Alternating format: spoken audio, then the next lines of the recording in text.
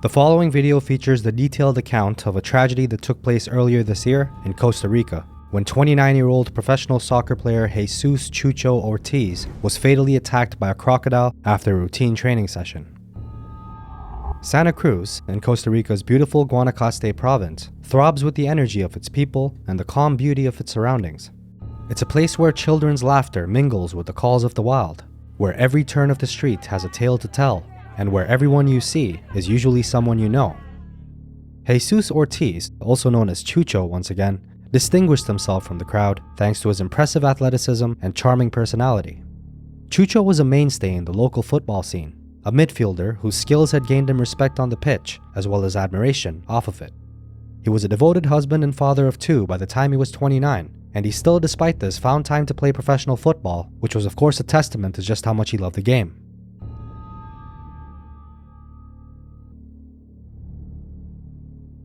On July 29th of 2023, the sun was harsh and high above Santa Cruz, forcing residents to seek out shade.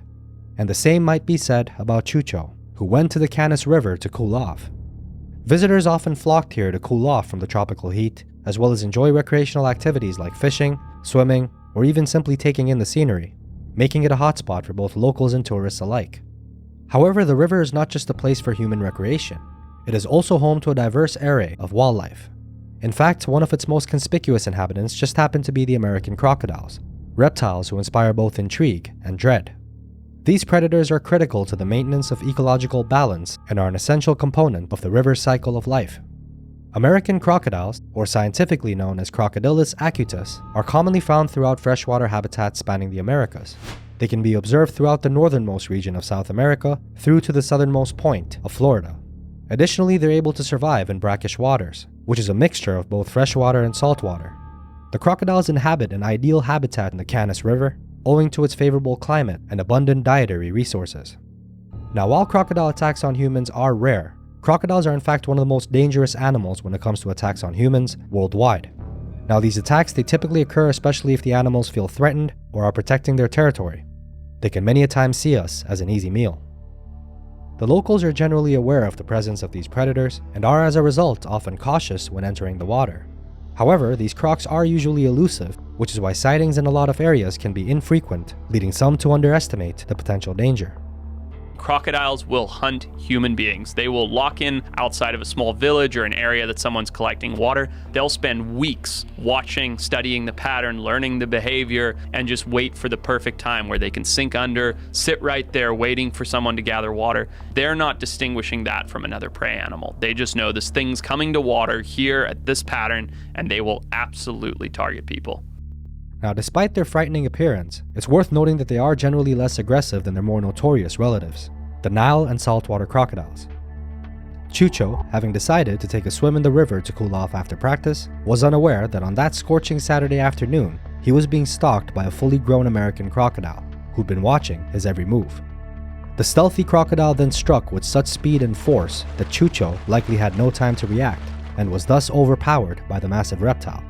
It's important to note that according to reports, it's not quite clear how the attack unfolded, but American crocodiles, who are known for their powerful bites and quick reflexes, are known to be swift during such attacks, and it's widely believed that this croc likely pulled Chucho underwater in a matter of seconds and drowned him, which is of course for crocodiles common practice and is typically the manner in which they neutralize their prey before feasting on them. And while the details of the initial struggle are not fully known, the outcome was of course devastating. The Canas River, which had been a source of life and laughter for the community, had now become a stage for a tragedy that will leave a lasting imprint on the hearts of all who knew Chucho. The town pulled together, united by their shock and sorrow, to mourn Chucho's loss and offer their support and condolences to his grieving family. Not to mention videos had surfaced, one of which went viral, showing the crocodile holding a lifeless Chucho in its jaws and swimming away with him.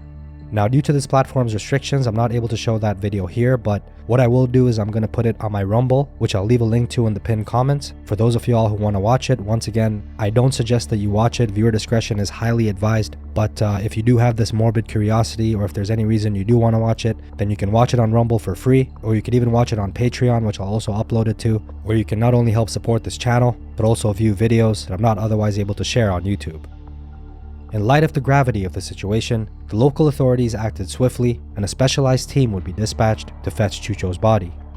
Sadness pervaded the community as word of the attack spread.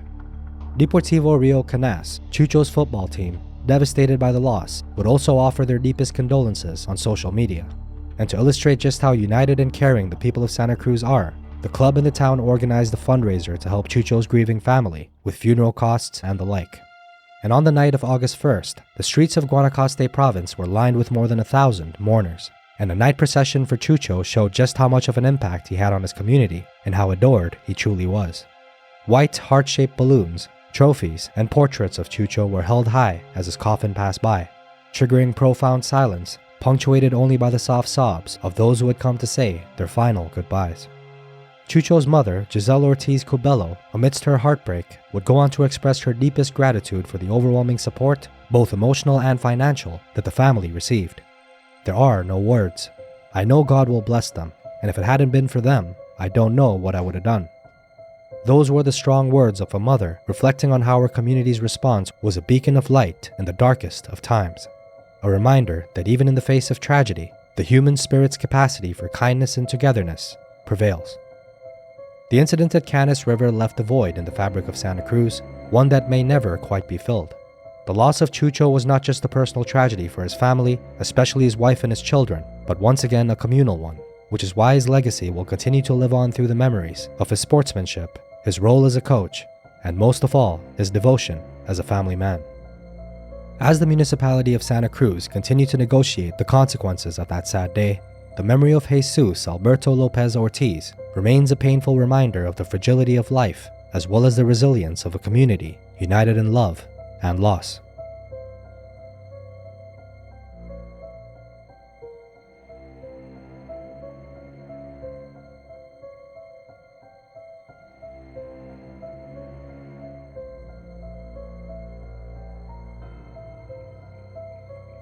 If this episode piqued your interest, then our previous episode about a recent fatal shark attack in South Australia's Streaky Bay that saw a surfer tragically eaten whole by a great white shark is likely to do the same. You can find it on the end screen of this video.